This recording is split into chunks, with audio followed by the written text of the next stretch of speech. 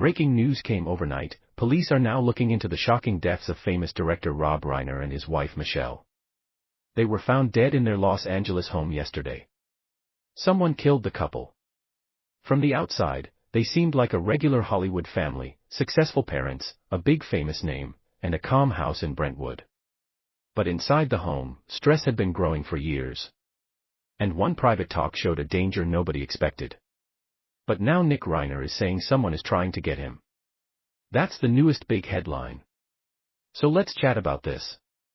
TMZ says a person close to the 32-year-old claims Reiner knows he killed his parents, Rob and Michelle, but he doesn't get why he's in jail.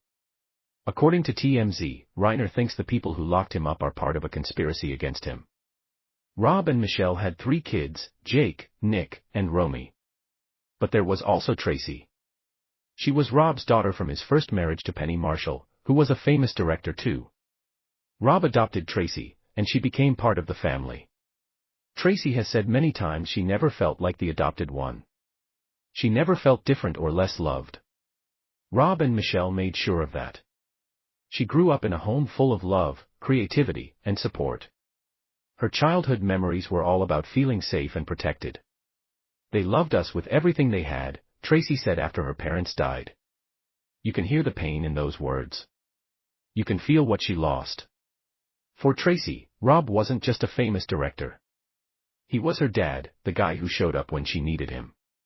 Not showy or loud about it, just always there. And Michelle was the heart of the family, the one who kept everyone close, even on the toughest days. Tracy called her family the greatest family ever, and she really meant it. But behind closed doors, the family was dealing with something hard. Something they tried to keep quiet for years. Nick, the middle kid, born in 1993, had been struggling since he was really young. According to reports, he first went to rehab when he was only 14 years old. 14, you can't actually be diagnosed with schizophrenia and bipolar at the same time, but if you have symptoms that mix both, it's called schizoaffective disorder. And clearly this was missed during his rehabs and other treatments he got. And there were so many chances along the way where this could have been stopped, and I blame the mental health system. That's when most kids are just worried about school and friends. Over the next years, Nick went in and out of treatment centers. By 2016, he had been to rehab 18 times. Think about that. 18 times. That's not someone who went once and got fixed. That's someone fighting a battle that kept dragging him back down. Nick also dealt with being homeless at times. This wasn't a kid who grew up poor. This was someone who had every advantage and every chance, but still couldn't beat his inner problems. Rob and Michelle never gave up on him, never. They kept trying, kept hoping, kept believing their son could get better. In 2016, Rob even made a movie with Nick called Being Charlie. It was about addiction and getting better. Nick said out loud that making the film helped him heal. For a little while, it looked like things might improve, but they didn't. Police got called to the Reiner home lots of times over the years because of things with Nick. The family lived with constant worry and fear, always wondering if this time would be different. When his parents died, Nick was 32 years old and living with them. Hey Mary, I want you to check out something that might be a small problem the defense has to handle. Something Nick Reiner said before on the Dopey podcast. Here's the clip. How did you get well? Put in a cop on the street.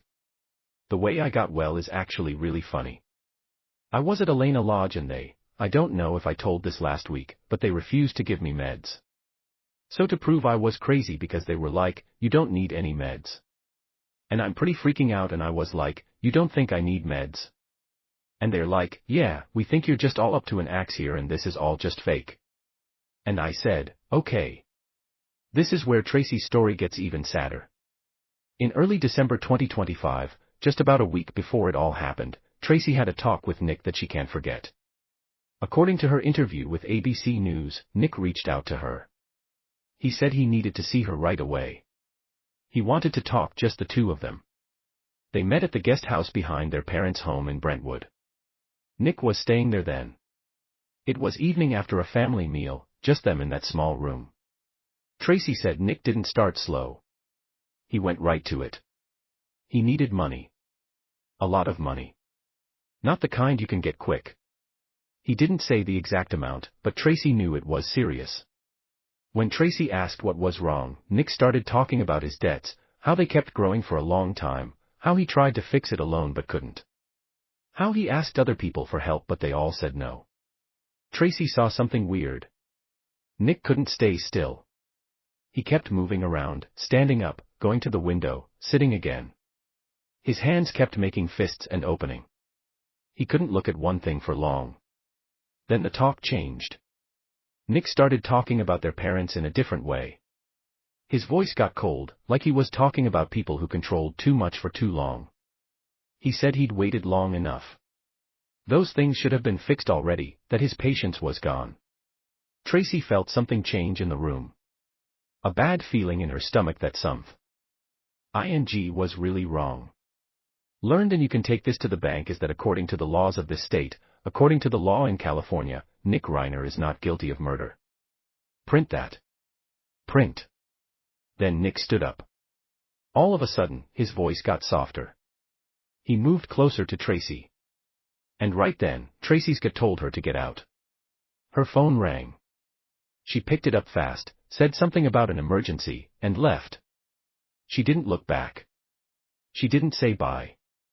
She just went. Tracy said her hands were shaking as she walked to her car. That bad feeling stayed with her for days. She thought about telling her parents everything. He's obviously sick with this disease. This has been going on for years. He's been treated for years. There are records that doctors treated him for this and he's been in rehab. So yeah. This is just one small thing on a person who suffers from a serious disease, a big disease.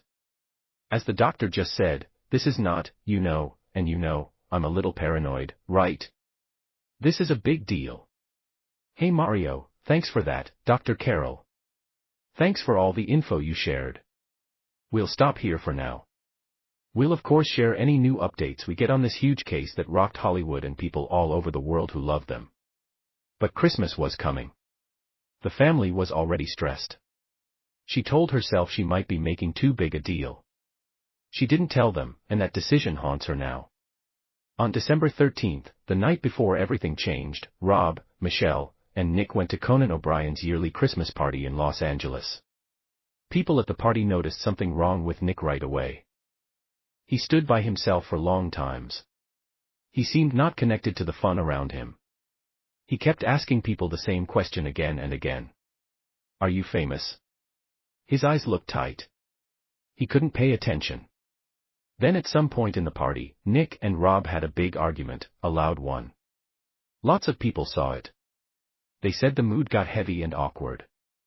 Nobody knew what the fight was about, but everyone could tell it was bad. After the argument, Rob and Michelle left the party and went home. That was the last time anyone saw them alive. The next afternoon, Romy got worried. Her parents weren't answering the security buzzer for a planned visitor. That wasn't normal for them. Romy lived across the street with her roommate. She decided to go see. What happened next is every kid's worst nightmare. At 3:38 p.m. a 911 call came in. Romy's roommate made the call after Romy ran out of the house in total panic. Police and paramedics got there fast to take into custody Nick Reiner, a suspect in this case. He was then booked for murder. Breaking news at 5. LAPD putting out new pictures of Nick Reiner getting arrested in the double murder of his parents. Legendary Hollywood director Rob Reiner and Michelle Singer Reiner. The 32-year-old is now being held with no bail. They found Rob and Michelle in their bedroom. Both had been stabbed many times. According to the medical examiner, they died in minutes from the attack.